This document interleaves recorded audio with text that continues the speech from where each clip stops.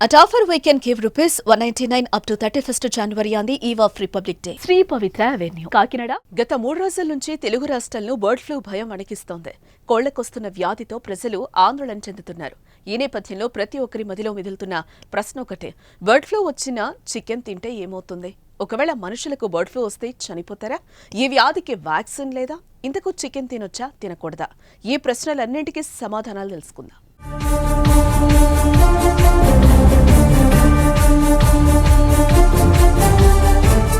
ఇక ప్రతిసారి కోళ్ల వ్యాపారాన్ని తరచూ దెబ్బతీసే వైరస్ ఏదైనా ఉందా అంటే అది బర్డ్ ఫ్లూయే. ఇక బర్డ్ ఫ్లూని ఏవియన్ ఇన్ఫ్లుయెంజా అంటారు. అంటే ఇదో రకమైన వైరల్ ఇన్ఫెక్షన్. ఇది ఎక్కువగా పక్షులకు వస్తుంది. అవి కోళ్లు లేదా ఇతర పక్షులు కూడా కావచ్చు. అయితే ముఖ్యంగా ఈ వ్యాధికి కారణం ఇన్ఫ్లుయెంజా ఏ వైరస్. అయితే ఈ వైరస్లో చాలా రకాలున్నాయి. అందులో కామన్గా H5N1, H7N9, H5N8 స్ట్రెయిన్ల వల్ల ఈ వ్యాధి వ్యాపిస్తుంది. ఎక్కువగా ఈ వ్యాధి కోళ్లు, టర్కీ కోళ్లు, బాతులకు వస్తుంది.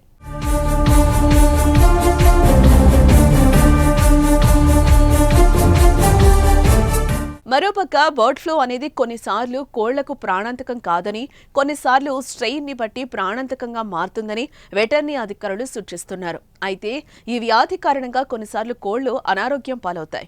స్ట్రెయిన్ బలహీనంగా ఉన్నప్పుడు కోళ్ల రెక్కలు సరిగా పెరగవు, గుడ్ల ఉత్పత్తి తగ్గుతుంది, కోళ్లు ఊపిరి సరిగా పీల్చుకోలేవు. ఒక్కోసారి కోళ్లు వైరస్ నుంచి రికవరీ అయినా అప్పటికీ వైరస్ వ్యాప్తి చెందుతూనే ఉంటుంది. అదే ఈ వ్యాధి తీవ్రంగా ఉంటే కోళ్లు కొన్ని గంటల్లో చనిపోతాయి లేదా కొన్ని రోజుల్లో చనిపోతాయి.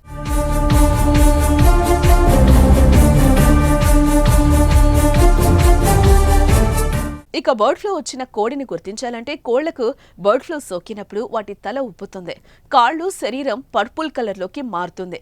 ఈ నేపథ్యంలోనే అవి ఊపిరి సరిగా పీల్చుకోలేవు. అయితే కొన్ని సందర్భాల్లో మాత్రం కోళ్లకి ఎలాంటి లక్షణాలు కనిపించకుండానే సడన్ గా చనిపోతూ ఉంటాయి. అందుకే కోళ్లు ఎక్కువగా చనిపోతుంటే వెటర్నరీ డాక్టర్ల సలహా తీసుకోవడం మంచిదని నిపుణులు సూచిస్తున్నారు.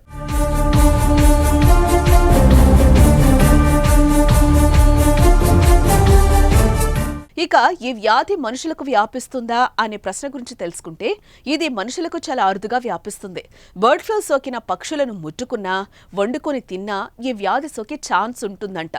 మనుషులకు బర్డ్ ఫ్లూ సోకితే జ్వరం, దగ్గు, గొంతు నొప్పి, ఒళ్ళు నొప్పులు, తలనొప్పి, కళ్లలో ఇన్ఫెక్షన్ వస్తుంది. వ్యాధి తీవ్రమైతే ఊపిరితిత్తులు నీటితో నిండిపోయి నిమోనియా వస్తుంది.